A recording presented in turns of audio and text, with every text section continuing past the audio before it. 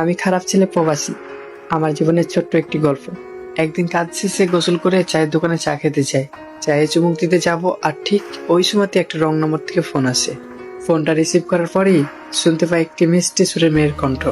আর আমাকে বলতে থাকে, বেয়াদব, তোর ঘরে কি মা বোন নাই? এইভাবে মেয়েদেরকে ডিস্টার্ব করিস, ফাজিল, শয়তান। এইভাবে আমাকে গালি দিতে থাকে। আমি মেয়েটার কথা চুপচাপ শুনছি। এইভাবে কিছুক্ষণ গালি দেওয়ার পরে মেয়েটি ফোনটা কেটে দেয়। আমি কিন্তু কখনো কোনো মেয়ের সঙ্গে কথা বলি না, আর মেয়েটা আমাকে এইভাবে যে ঝেড়ে গেল, এর মানে আমি কিছুই বুঝলাম না। ওই সব বাদ দিয়ে আমি আবার রুমে চলে আসলাম। তারপরে খাওয়া দাওয়া করলাম।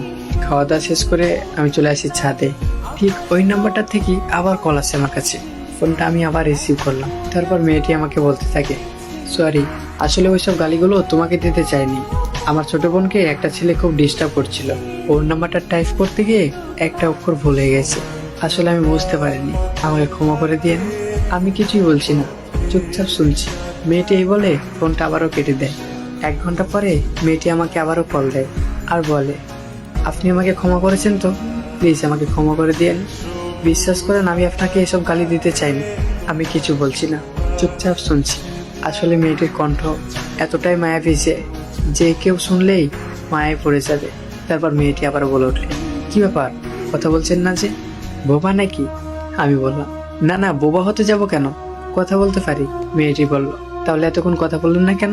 তারপর আমি বললাম, আপনার কথাগুলো শুনতে অনেক সুন্দর লাগছিল, তাই চুপচাপ শুনছিলাম। মেয়েটি বলল, আমাকে ক্ষমা করে দিয়েছেন তো?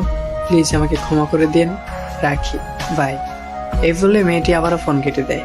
মেয়েটি আমাকে এভাবে প্রতিনিয়তই ফোন করতো আর বলতো, প্লিজ ক্ষমা করে দিন, আর আমি চুপচাপ শুনতাম। তারপরে মেয়েটা ফোন কেটে দিত। এইভাবে ফোন করতে করতে মেয়েটি একদিন হঠাৎ করে আমাকে প্রপোজ করে দেয় আর বলে, হয়তো আপনার সঙ্গে বেশি কথা হয় না, কিন্তু আপনাকে এই যে প্রতিনিয়ত ফোন করি, এটা আমার অভ্যাসে পরিণত হয়েছে, আর আপনাকে ভালোবেসে ফেলেছি। আমি প্রথমে রাজি না হলেও পরে আস্তে আস্তে একটা সম্পর্কের মধ্যে জড়িয়ে যায়। এইভাবে সবকিছু ঠিকঠাক চলতে থাকে। এর মধ্যে হঠাৎ করে মেয়েটি একদিন আমাকে ফোন করে বলে, তোমার সঙ্গে এতদিন আমি কথা বলেছি। আর হ্যাঁ, আর একটা কথা, মেয়েটি জানতো না আমি প্রবাসে কাজ করি। এরপর মেয়েটি বলল, আচ্ছা, তোমার ইনকাম সোর্স কি, মানে কি কাজ করো? এই কথা আমিও এতদিন বলার প্রয়োজন মনে করিনি, তবে আজ যেহেতু মুখের উপর বলে ফেলেছে, আমিও বলে দেব। আমি বলে দেওয়ার পর মেয়েটি 1 মিনিট চুপচাপ থাকে, আর তার সঙ্গে আমিও।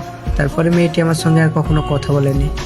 আর এই কয়দিনে ওর প্রতি আমার এতটাই মায়া জন্মেছিল যে আমি দিনের দিন পাগল হয়ে পড়ছিলাম। নিজেকে কন্ট্রোল না করতে পেরে আজ আমি নেশায় আসক্ত। তার মানে কি বোঝা গেল? একটা ছেলে নেশা করে বলে যে ছেলেটা খারাপ, এটা কখনো বলবেন না। আগে ছেলেটার ভিতরের কষ্টগুলো দেখুন, কতটা পরিমাণে কষ্ট পেলে নেশায় আসক্ত হয়। গল্পটা পুরো শোনার জন্য ধন্যবাদ। ভালো থাকবেন। আর আপনাদের জীবনের যদি কোনো গল্প শেয়ার করতে চান, আমাকে নক করতে পারেন।